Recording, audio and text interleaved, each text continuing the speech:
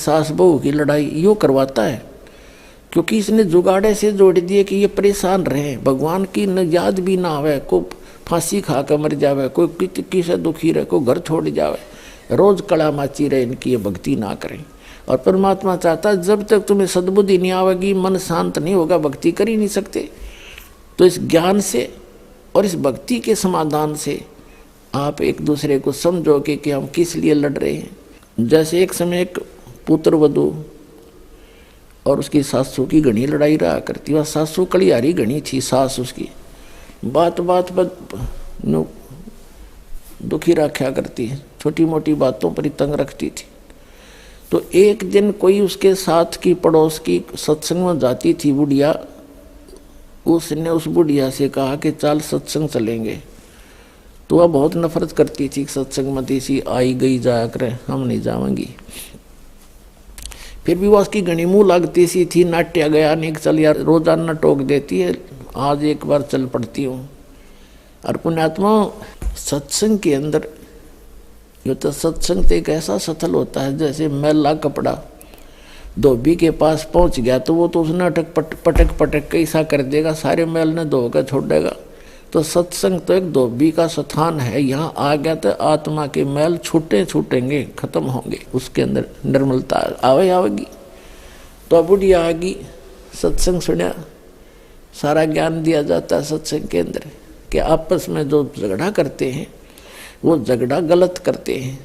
कोई भी घर का सदस्य हानि करके खुश नहीं होता, सभी चाहते हमारे घर में धन वृद्धि हो, हम सुरक्षित रहें। कोई हानि हो भी जाती है तो भाग्य की होती है, वो तो होनी ही होती है, फिर बाद में उसके ऊपर राहड़ करते हैं, झगड़ा करते हो, वो और काम बढ़ा लेते हो तुम। उसको समाप्त करना चाहिए बुद्धिमान व्यक्ति, बड़े व्यक्ति का फर्ज बनता है, बुजुर्ग का। तो अब बुढ़िया का वह बात समझ में आ गई, सचमुच जो होना हो तो हो चुका होता है, फिर बाद में तो खाम खा बकवाद करते हैं हम, वो तो वापस आ नहीं सकता। मानसिक टेंशन और पैदा होती है एक दूसरे को कह सुन के। तो कहते हैं एक के चोट से धारिया जिन मिलन दाचा। तो बुढ़िया सत्संग में जान लाएगी और घर की कलह कम होगी। एक दिन क्या हुआ कि वो पुत्र वधू भैंस का दूध निकाल के और ऊपर छत के ऊपर कड़ा टांग दिया करते, लंबा सरिया मोड़ कर उसमें दूध टांग देती थी कुत्ते और बिल्ली से बचाव के लिए, जब तक वो उसको गर्म ना रखती।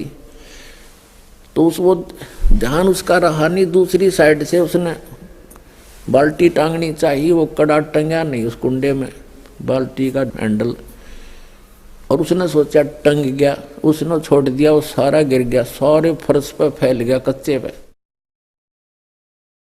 अब उस पुत्र वधू को पता था कि बुढ़ियाई शुरू होगी और 36 तो आप गाड़ देगी, और फिर इसका लड़का होगा, उसने सिखावेगी समझावेगी, फिर वो पीटेगा। ये कई दिन का काम हो गया। लेकिन उस दिन उसकी सास ने उससे क्या कहा, और वो देख रही थी उसके मुंह की तरफ के भी सुनाओगी 5-7 कठिए। उसने कहा बेटी कोई बात ना, हमारे भाग में नहीं था, यूँ आज का दूध हमारी किस्मत में नहीं था, और बेटी इसने इकट्ठा कर ले, बचा हुआ थोड़ा उसको भैंस को ही पिला दे, अपने तो काम रहा कोई ना। अरे यूँ तो बेटी हमारे भाग में था ही नहीं, इसलिए गिर गया तो गिर गया, कोई बात नहीं, सुबह देगी या बाल्टी भर के। अब उसने सोची पता नहीं बुढ़ी आज कौन सा स्टेशन पकड़गी, या तो इस नो तक कद्दे भी ना बोला करती।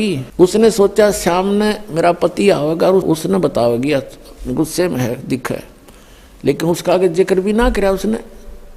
फिर उसका पक्की जचगी को हो बुढ़िया में इतना परिवर्तन है, भगवान आया तो आया क्यों कर, उसके चरण पकड़े, धोवे नवावे, प्यार करे, क्योंकि उसकी तो करड़ाई टाल दी उसे बुढ़िया ने, जिक्र नहीं करा उसके पति का आगे।